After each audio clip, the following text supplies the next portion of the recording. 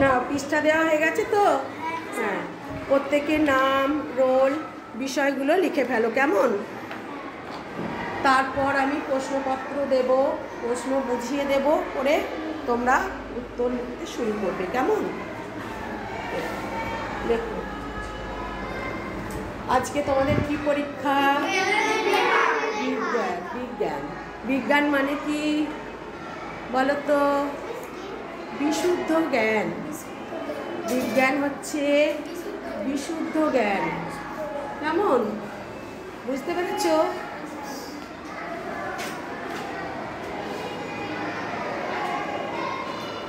না সকলেই প্রশ্নপত্র দেখো, নিচের প্রশ্নগুলির উত্তর লেখো। গ্রামের পরিবেশ কেমন? কোন শব্দ শহরের পরিবেশকে অস্থির করে তোলে? পরিবেশকে কয়টি ভাগে ভাগ করা যায়? জীব কাকে বলে? একটি জড়বস্তুর উদাহরণ দাও। একটি মেরুদণ্ডী প্রাণীর উদাহরণ দাও।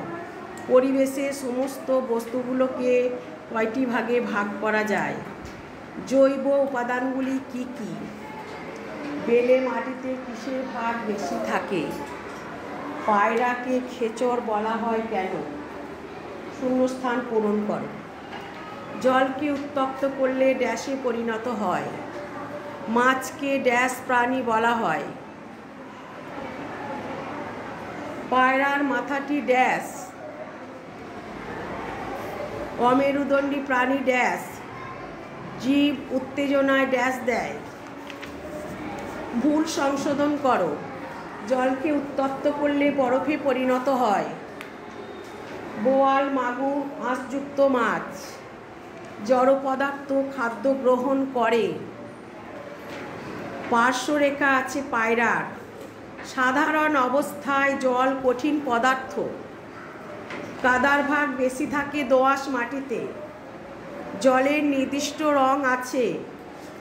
কার্বন ডাই অক্সাইড গ্যাস কোনো কিছু জ্বলতে সাহায্য করে? কার্বন ডাই অক্সাইড গ্যাস কোনো কিছু জ্বলতে সাহায্য করে? কাঁটা জাতীয় গাছ ভালো হয় এঁটেল মাটিতে। বায়ু হলো একটি তরল পদার্থ। নিচের প্রশ্নগুলি সংক্ষেপে উত্তর লেখো, যে কোনো 5টি। মাটি কয় প্রকার ও কী কী? উদ্ভিদকে কয়টি ভাগে ভাগ করা যায়, কী কী?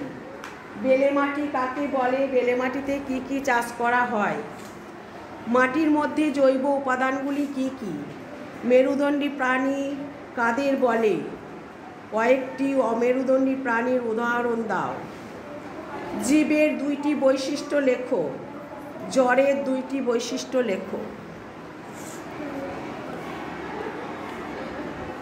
বাম দিকের সাথে ডান দিক মেলাও।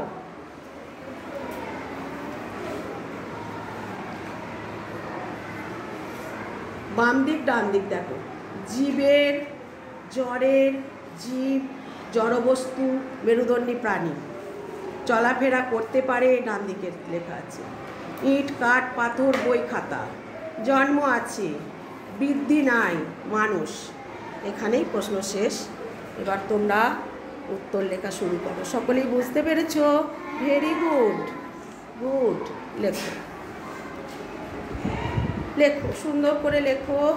প্রত্যেকে প্রশ্নপত্র বুঝতে পেরেছো? সানা লেখো। সকলে বুঝতে পেরেছো? Very good. লেখো। পরীক্ষা শেষ হয়ে গেল। তোমাদের পরীক্ষা কেমন হলো?